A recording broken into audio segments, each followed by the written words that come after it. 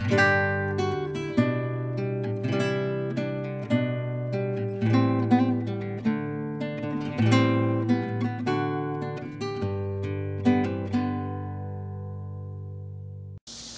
everyone, this is Rowdy with Stoneface Kennels, and today we're going to be talking about building a water for your birds.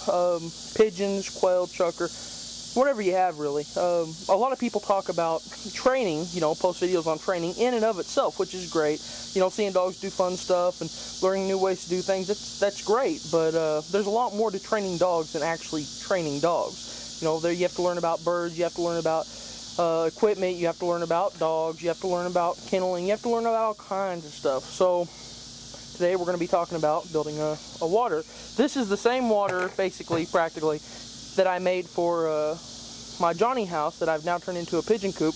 But in the other video, I had chains that were supporting it from the brim, and I was out there yesterday and the plastic couldn't hold it, and it buckled and it fell. So those chains were holding it because it didn't have a handle. So this one has a handle, and it was no holes in it or anything, so we're using it. Anyway, to get started here, we need some cement, some all-purpose cement or rubber cement, whatever you want. Caulking could work too. Heard about people using super glue before. Anything that you could use to seal up a seam, make it watertight. This stuff works phenomenal. I got it at Tandy Leather Company. It's you see here, original barge all-purpose cement. So this stuff is just outstanding. Then you need a water nipple. I got these at QC Supply. Q as in quail, C as in collie, like a collie dog supply.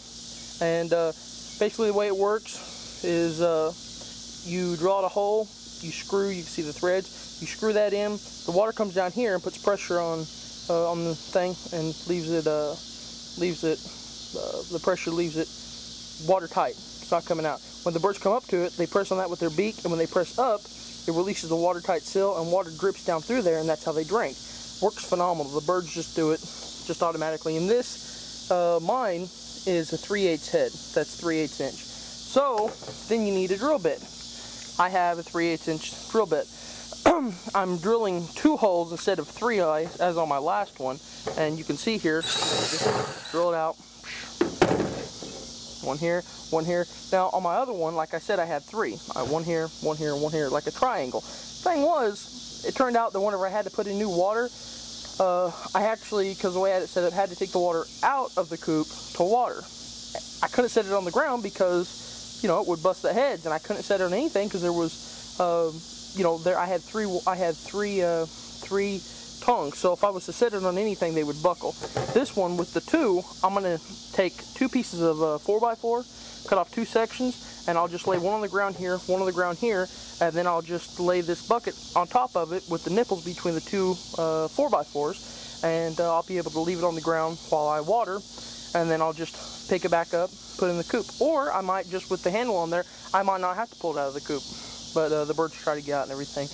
Anyway, so what I do here is, after you have the holes drilled out, and you take the lid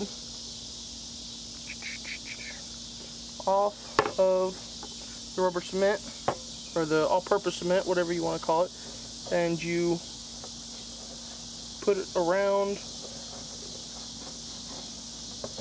the entire, get it good, because it's going to harden up and everything, but I like to make it puddle a little bit. I like to just to poke the hole in it that way, drill it out a little bit so the hole isn't going to get water on the tip of the nipple. So now we just go in and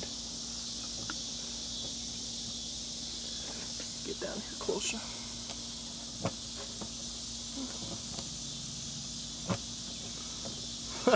Who would have thought this was so hard with one hand?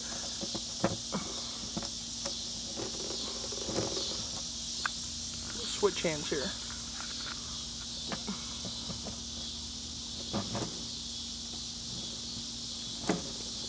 and you can use a wrench to tighten it down, but it's just not really needed. The other one, I tried to actually pull one off the other one and it wouldn't come loose because it was so tight on there. So you can just hand tighten it, but make sure you get it good and hand tight.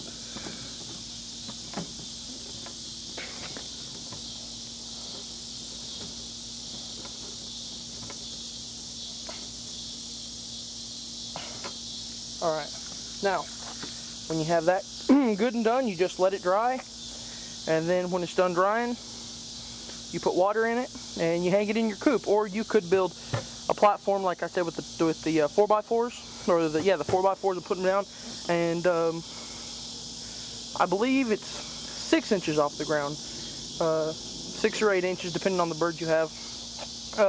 If you have specific questions about this, you can contact Quality Wildlife. That's Quality Wildlife.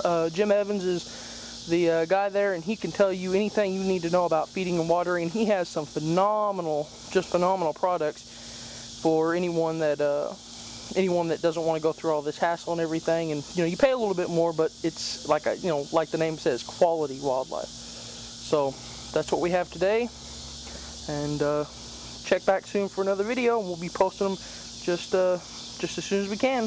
So, pretty simple video today. See y'all later.